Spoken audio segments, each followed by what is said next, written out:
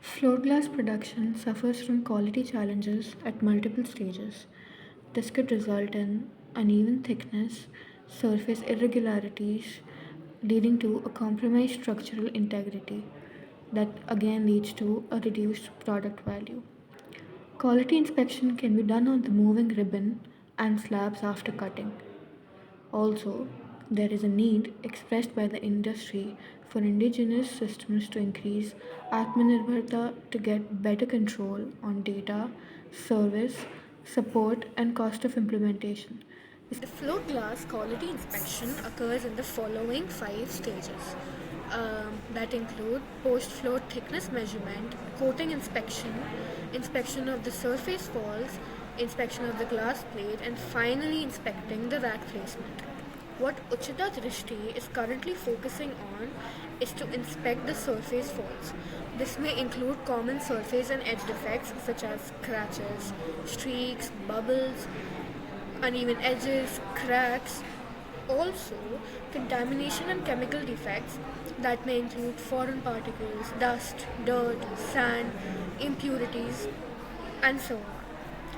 The solution that we are proposing is that there will be a camera and a lighting system. So we are using video vision on a moving glass plate that captures constant pixels. This data that is acquired in the form of pixels will be fed into our training models that will identify these defects. Finally, the results will be in the form of real-time reporting along with communication to the cutting and the production.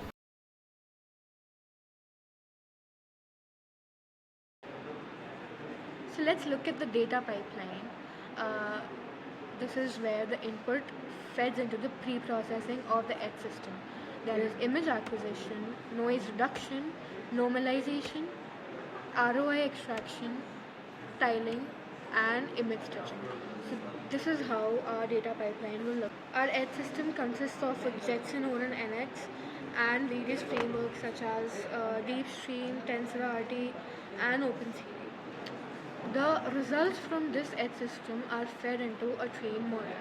So the model is trained for 3 main purposes, that are detection, like where is the defect, classification, what type of defect it is, and along with segmentation, like how large or what is the shape of the defect. Our next segment, which is responsible uh, for result display, that is, let's say, a basic dashboard along with InfluxDB, Fast API, and Grafana. So this model is known for continuous learning and improvement. This includes collecting production feedback, missed defects, false alarms, expanding data sets with new defect samples, and constantly or periodically training the machine for continuous improvement. So this is our solution. For the basic proof of concept, we have tried to identify the fault on a mobile screen.